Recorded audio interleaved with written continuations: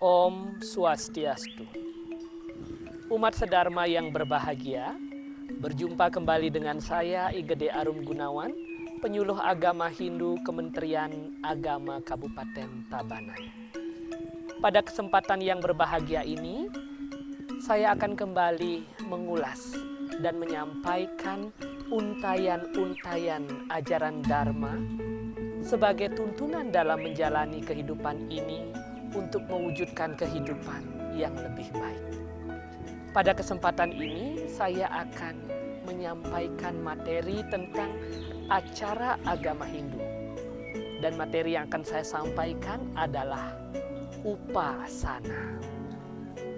Umat sedharma yang berbahagia, sebagaimana yang kita ketahui, umat Hindu dalam melakukan pemujaan kepada ide Sang Hyang Widiwasa, kita kenal dengan istilah sembahyang atau mebakti atau juga disebut dengan muspe. Lalu apa yang disebut dengan sembahyang, mebakti, dan muspe tersebut? Ya, pada kesempatan ini saya akan mengulas tentang upasana, yaitu bagaimana tata cara kita dalam melakukan persembahyangan atau pangubaktian dalam kehidupan kita beragama Hindu. Pertama saya akan sampaikan tentang arti sembahyang. Sembahyang sejatinya berasal dari bahasa Jawa kuno, yaitu sembah dan hyang. Sembah artinya memuja, menghormat. Hyang artinya ide Sang Hyang Widi atau Tuhan. Jadi sembahyang itu adalah perilaku memuja, menghormat kepada ide Sang Hyang Widiwasa. Sembahyang juga dikenal dengan istilah dalam bahasa Bali disebut juga mebakti. Bakti ini adalah bahasa Sanskerta yang berarti cinta, kasih, welas asih. Ya, jadi mebakti ini adalah menunjukkan rasa cinta kita, menunjukkan rasa kasih kita kepada ide Sang Hyang Widiwasa. Selain sembahyang dan mebakti, kita juga mengenal dengan istilah muspe. Berasal dari kata puspa atau bunga. Karena ketika kita sembahyang atau membakti, sarana utama kita yang kita gunakan adalah puspa atau bunga itu. Karena puspa atau bunga menunjukkan keikhlasan kita, menunjukkan ketulusan kita, menunjukkan cinta kita yang teramat dalam saat melakukan pemujaan kepada ide Sang Hyang Widi, Tuhan Yang Maha Esa. Pada kesempatan ini, saya akan lebih spesifik membahas tentang upasana, yaitu di dalamnya salah satunya membahas tentang sikap-sikap dalam bersembahyang.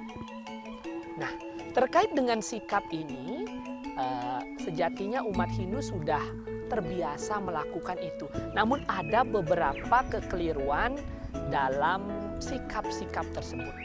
Nah, kesempatan ini saya gunakan untuk berbagi kepada umat sedharma sekalian bahwa sejatinya ada tuntunan dalam kita menunjukkan sikap sembahyang kita kepada ide Sang Hyang Widiwasa. Yang pertama sumbernya adalah keputusan Mahasabha Parisada Hindu Dharma yang ke-6 pada tahun 1991 tentang keramaning sembah. Kemudian juga sikap sembahyang ini ada juga dicantumkan dalam lontar sila keramaning sembah. Kemudian ada lontar keramaning sembah. Kemudian juga sumber yang lain itu adalah merujuk pada Yoga Sutra Patanjali, khususnya tentang mudra atau sikap-sikap tangan. Nah, sejatinya kita melakukan sembah ini tidak sembarangan karena sudah ada dasarnya. Karena apa? Karena sikap ini menunjukkan bagaimana kesungguhan hati kita, dan sikap kita dalam sembahyang ini juga bertujuan untuk melatih pikiran kita sehingga menghasilkan pikiran yang terkendali.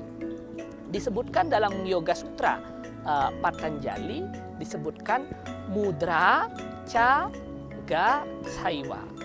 Artinya dengan melakukan mudra kita menuju kesucian, menuju pengendalian, menuju konsentrasi. Sehingga sikap mudra atau yang tidak lain adalah sikap tangan itu berkaitan dengan pewujudan konsentrasi umat dalam memuja ide Sang Hyang Widiwasa. Itulah sebabnya penting bagi kita dalam upasana ini mengetahui dan menggunakan sikap tangan yang benar atau mudra yang benar saat melakukan persembahyangan. Apa saja mudra itu? Pertama saya awali dengan mudra saat kita melakukan puja trisandya. Ya, kita mulai dari sikap yang pertama, yaitu asana. Asana itu artinya sikap tubuh atau sikap badan yang nyaman, yang tenang dan sempurna. Sikap asana ini tidak hanya tangan saja, tetapi juga sikap duduk. Bagi yang putra bisa menggunakan padmasana atau silasana atau sukasana. Sedangkan bagi yang putri menggunakan sikap bajrasana atau bersimpuh.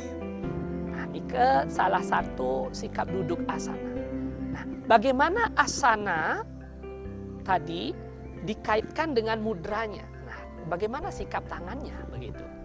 Saat asana ini sikap tangan kita adalah seperti ini. Amustikarana. Tangan ditaruh di depan dada. Nah, kenapa menggunakan sikap amustikarana? Karena kita akan melantunkan mantra, ya, melantunkan mantra tanpa menggunakan piranti bunga atau dupa. Maka kita menggunakan amustikarana. Amustikarana ini adalah adalah awal atau cikal bakal daripada sikap tangan seperti ini. Ya, sembah ini. Ini disebut dengan anjali atau brahmanjali. Ya. Nah, brahmanjali ini kemudian disederhanakan menjadi seperti ini yang disebut dengan amustikarana. Musti artinya ibu jari, pertemuan kedua ibu jari, amustikarana. Ya. Dia pertemuan ibu jari ini sama dengan pertemuan semua jari, nah, anjali.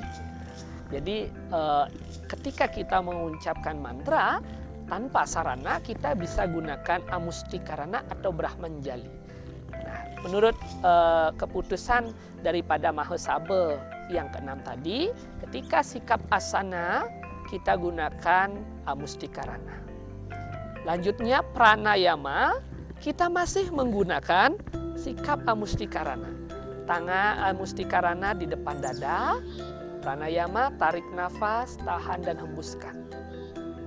Untuk mantra tidak perlu diucapkan, cukup dalam hati saja. Karena masih sering kita jumpai saat melakukan pranayama, pengenter atau pemimpin persembahyangan mengucapkan mantra. Sebaiknya lakukan di dalam hati seiring dengan kita menarik, menahan dan menghembuskan nafas. Jadi saya ulangi, asana, sikap tangan atau mudranya adalah amustikarana, pranayama, sikap tangannya masih juga amustikarana, dan sikap yang ketiga ketika tahapan karo sudana. Kara artinya tangan, sudana artinya penyucian, penyucian tangan. Ya, secara skala penyucian tangan kita lakukan dengan cuci tangan. Ya, secara niskala kita lakukan penyucian tangan dengan menggunakan mantra.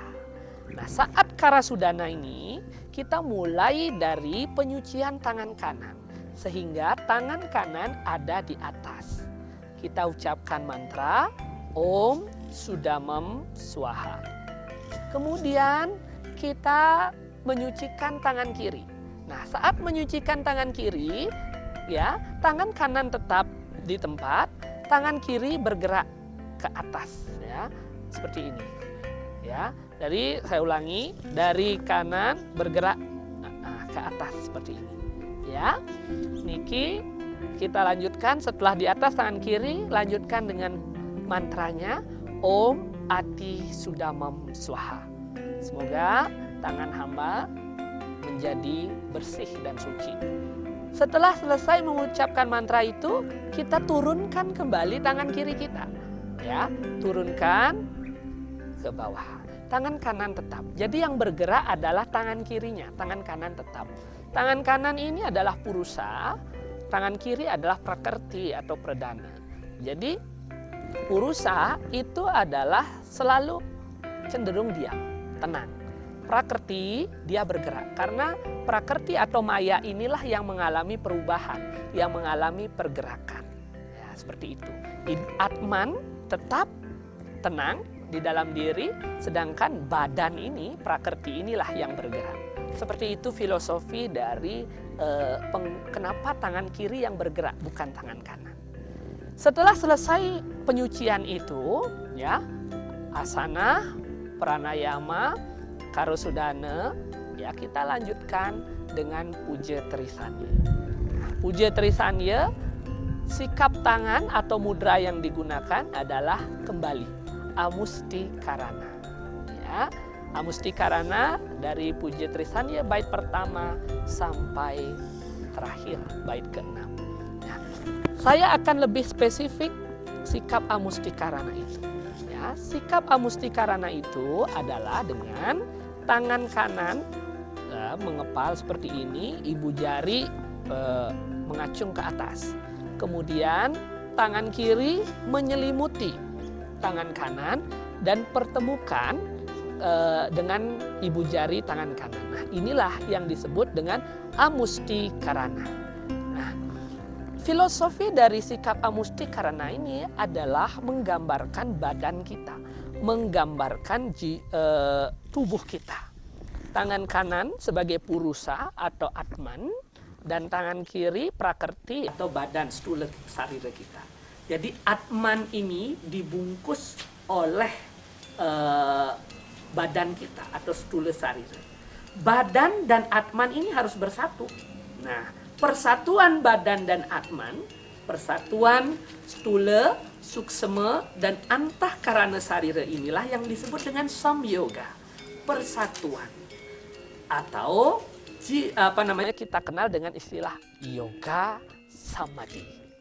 Ya, maka ini sangat dalam sekali filosofi daripada amusti karana, menyatukan badan, pikiran, dan jiwa kita sehingga bisa terwujud konsentrasi saat melakukan sembah atau puja trisandya ini khususnya. Nah, kadang-kadang umat kita menggunakan sikap seperti ini.